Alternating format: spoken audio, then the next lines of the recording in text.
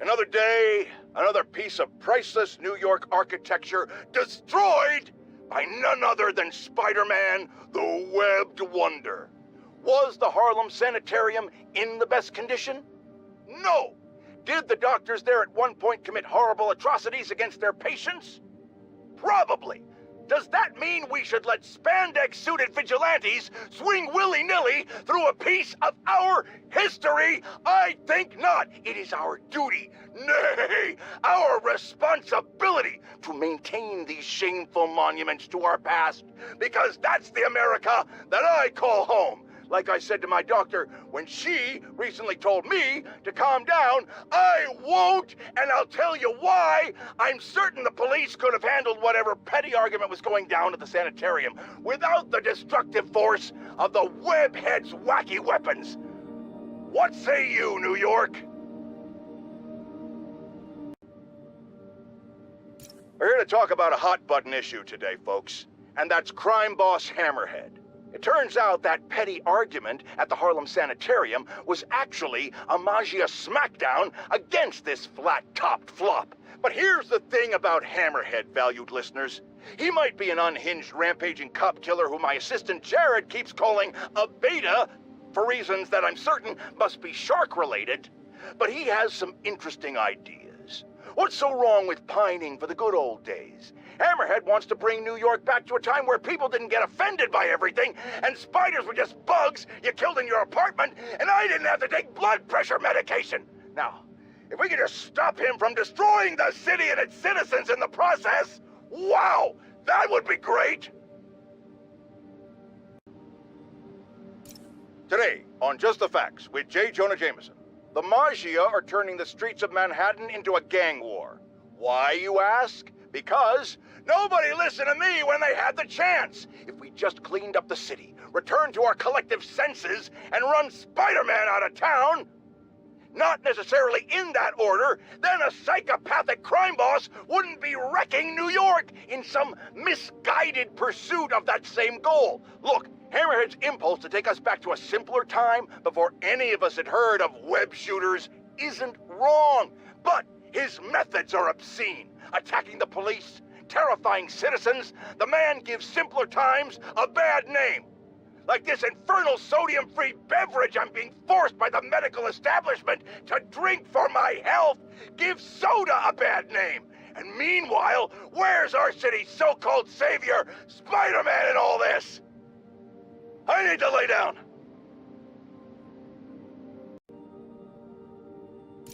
Friends, our streets are safer than ever before, thanks to the tireless efforts of the swinging spectacle, Spider-Man.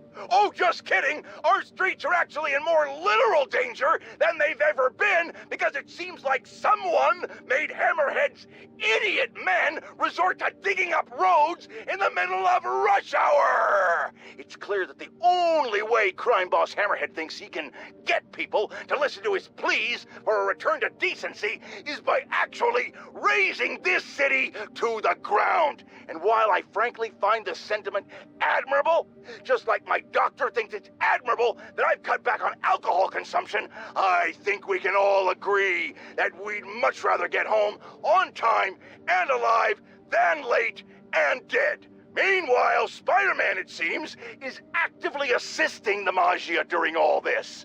Spider-Man or Spider-Mob? You decide. First of all, I'd just like to make it clear that I am perfectly capable of running this show alone and absolutely know how to work this computer by myself. Shut it, Jared, I'm getting to it. But you, loyal listeners, should know that I choose not to. I'm getting to it. And that's why I have decided, of my own accord, that's enough, Jared, to bring my assistant, Jared, back to the Just the Facts with J. Jonah Jameson operation. And to apologize to him on the air, which is what I'm doing now. Right now. And are you serious? Are you really doing this right now, you little... And to give him a raise. Tune back in soon for more Just the Facts with J. Jonah Jameson.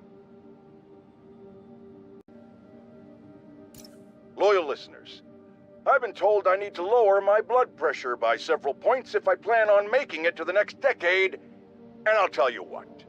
I can't! Not so long as the Scarlet Swinger is still sweeping through our streets. He wants us to believe he's here for the good of the city, that he saves lives, that he's a champion of the innocent. Well, who was he championing today when he let an anti-Magia witness disappear in broad daylight? This could have been the one person vital to getting Hammerhead arrested. Now, you know I'm all for some reform in this town. So there are a few things on the Stuff J. Jonah Jameson hates list higher than witness tampering. Right behind Spider-Man, there it is, witness tampering. But Spider-Man let Hammerhead get away with it. And here we are.